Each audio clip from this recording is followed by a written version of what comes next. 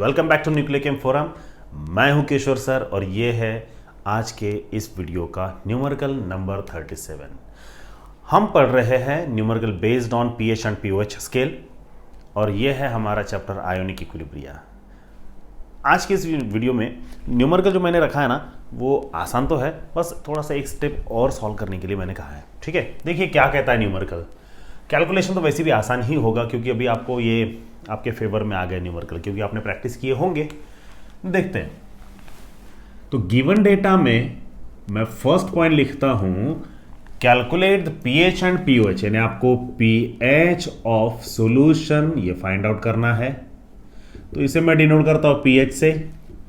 Second point मैं लिखूंगा pOH of solution, that is equals to pOH equals to, ये भी फाइंड आउट करना है। कॉन्सेंट्रेशन आपको दिया है, याद रखिएगा, वो H प्लस है फिर OH माइनस का कॉन्सेंट्रेशन नहीं है। ठीक है, सो कॉन्सेंट्रेशन ऑफ सॉल्यूशन, ठीक है, that is equals to C and it is given as 0.0025 molar. ठीक है, KOH सॉल्यूशन का है। अब KOH ये स्ट्रॉन्ग बेस है और ये मोनोएसिडिक बेस है। मोनोएसिडिक बेस होने की वजह से मैं इसका डिसोसिएशन लिखूंगा नहीं, क्योंकि मैंने इसके पहले के काफ़ी सारे वीडियोस में बता चुका हूं।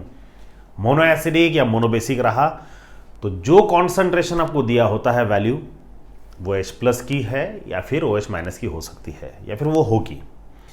डायबेसिक, ट्राइबेसिक, ट्राइएसिडिक, डायएसिडिक, अगर ये होगा तो ही थोड़ा सा सोचना पड़ता है, अदरवाइज मोनोएसिडिक मोनोबेसिक के लिए कोई दिक्कत नहीं है। जो कॉन्सेंट्रेशन का वैल्यू दिया है ना वही आपका KOH बेस होने की वजह से concentration of OH minus ion का भी वैल्यू है। तो मैं यहां पर लिखता हूं कॉन्सेंट्रेशन ऑफ OH माइनस, और ये भी उतना ही होगा 0.0025 मोलर। ठीक है, assuming complete dissociation of potassium hydroxide मान लेते हैं, हो गया, जो कि होता ही है। अब पीएच और पीओएच आपको फाइंड आउट करना है, तो क्यों ना हम सबसे पहले पीओएच फाइंड आउट करें, उसके बाद में फिर पीएच और पीएच का रिलेशन, पीओएच और पीएच का रिलेशन जो सोरेनसेन साहब ने दिया था उस फॉर्मूले में वैल्यूज पुट करके पीएच फाइंड आउट कर लेंगे। So first of all we need to calculate value of pOH, therefore pOH of a solution, ये हमारा पहला स्टेप है। POH of a solution is given as, क्या है स्टूडेंट फॉर्मूला, अभी तो आपको पता चल ही गया होगा, है ना। तो देखिए ये है pOH equals to minus logarithm to the base 10 concentration of H plus ion, नहीं बेस है OH माइनस आयन, याद रखने की जरूरत भी नहीं है। देखिए यहां पर OH है ना, वही लिखना है। Minus logarithm to the base 10, OH का वैल्यू दिया है अभी आपके पास में 0.0025, इसे थोड़ा सा हम पॉइंट में शिफ्ट कर देते तो ये हो जाएगा logarithm to the base 10 25 into 10 raised to power 1 2 3 4, है ना, तो -4, क्योंकि हमने राइट में शिफ्ट किया पॉइंट। देन माइनस, अब हम क्या करेंगे, लॉग की प्रॉपर्टी दोनों के लिए लगा देंगे, है ना। So log to the base 10 25 plus, क्योंकि मल्टीप्लीकेशन है तो प्लस होगा लॉग में, plus logarithm to the base 10 10 raised to power -4। अब आपको पता है आगे क्या होता है, 25 का लॉग जो भी आएगा वो सबसे पहले हम क्या करते हैं ना, इसे चेंज कर देते हैं। तो ये क्या हो जाएगा, logarithm to the base 10 25 -4 logarithm to the base 10 10। ठीक है स्टूडेंट्स, ये आपको पता चल गया।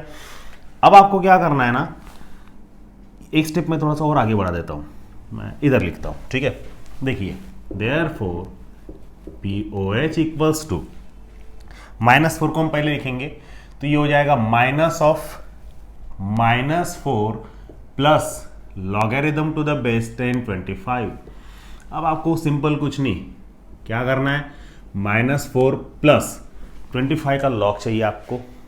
ठीक है ना, अब ये कितना होता है तो ये आपको लॉग टेबल में देखकर बताना होगा। हमारे पास में ऑलरेडी वैल्यूज है जो मैं लॉग कैलकुलेशन से ही लिखता हूँ। जनरली 1.3979 आता है, तो मैंने उसको राउंड ऑफ 80 लिख दिया, तो कंफ्यूज मत होइएगा, है ना। So it's 1.3980। अब क्या करना होगा, माइनस अब 4.0000 में से 1.3980 सब्सट्रैक्ट करना होगा। ये 0 हो गया, 10 में से 8 गए, 2 बचे वापस दिया तो 10 हो गए, 10 में 10 गए 0 बचे वापस दिया, 4 हो गए, 10 में से 4 गए 6 बचे वापस दिया, 2 हो गए 2 बचे, तो 2.6020 ये मैं लिख देता हूँ। तो 2.602, वो 0 नहीं लिखा तो भी चलेगा। सो POH इक्वल्स टू, क्या आंसर आया 2.602। यूनिट तो नहीं है, रुकिए, न्यूमेरिकल फिनिश नहीं हुआ। ये POH क्या कैलकुलेट किया आपने, है ना, हमें PH भी फाइंड आउट करना है। तो मैं इसे थोड़ा सा वो कैलकुलेशन जो लिखा है मैंने उसे मिटा देता हूँ। ठीक है, ये गया। अब सेकेंड स्टेप क्या होगा, PH ऑफ सॉल्यूशन, या फिर थोड़ा सा सॉल्यूशन हमें PH नहीं कैलकुलेट करना है तो रिलेशन लिखते हैं। PH and POH can be related as, क्या formula students, PH plus POH, ये तो आपने 10th में भी पढ़े होंगे, इक्वल्स टू 14। अब POH तो आपने फाइंड आउट कर लिया, तो क्यों ना उसे राइट में शिफ्ट करें। तो PH इक्वल्स टू क्या हो जाएगा, 14 माइनस POH। 14 माइनस POH का वैल्यू पुट करेंगे, ये आता है 2.602। बस आप 14.000 में से 2.602 को सब्सट्रैक्ट करिए। 10 में से 2 गए तो 8 बचे वापस दिया, तो 10 में से 1 गया 9 बचे वापस दिया, 7 हो गए, 10 में से 7 गए 3 बचे वापस दिया, ये 3 हो गए। अब 14 में से 3 गए तो 11 बचते हैं, तो 11.398 आता है। तो हम उसे डायरेक्ट 98 की जगह ना 4 ही लिख देते, या फिर जाने दीजिए, कंफ्यूज होंगे आप, तो इसे मिटा देता हूँ मैं। आपका आंसर आता है 11.398। सो PH इक्वल्स टू 11.398। ये देखिए, है ना। आपको फॉर्मूले पता होना चाहिए, स्टेप्स पता होने चाहिए, न्यूमेरिकल काफ़ी आसान लगते हैं। तो इसी तरह से मेरे साथ साथ में आप भी न्यूमेरिकल की प्रैक्टिस करिए। मैं आपको यकीन दिलाता हूँ बहुत अच्छे से परफेक्शन आ जाएगा, क्योंकि हम न्यूमेरिकल को 1 2 3 4 5 10 सॉल्व नहीं कर रहे हैं, है ना, हम पूरे 70 न्यूमेरिकल सॉल्व कर रहे हैं। तो सोच सकते हैं आप कितना भयानक प्रैक्टिस हो जाएगा, है ना। बस परफेक्शन लाने के लिए प्रैक्टिस ही सफिशिएंट है।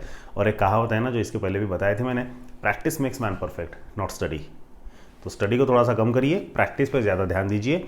स्टडी का मतलब थियोरेटिकल पढ़ना, उससे ज़्यादा परफेक्शन नहीं आता, प्रैक्टिस करने से आता है, चाहे वो कोई भी सब्जेक्ट हो। ठीक है स्टूडेंट्स, तो ये है न्यूमेरिकल नंबर 37 का सॉल्यूशन। मिलते हैं नेक्स्ट वीडियो में न्यूमेरिकल नंबर 38 के साथ। Till then good bye, thank you so much.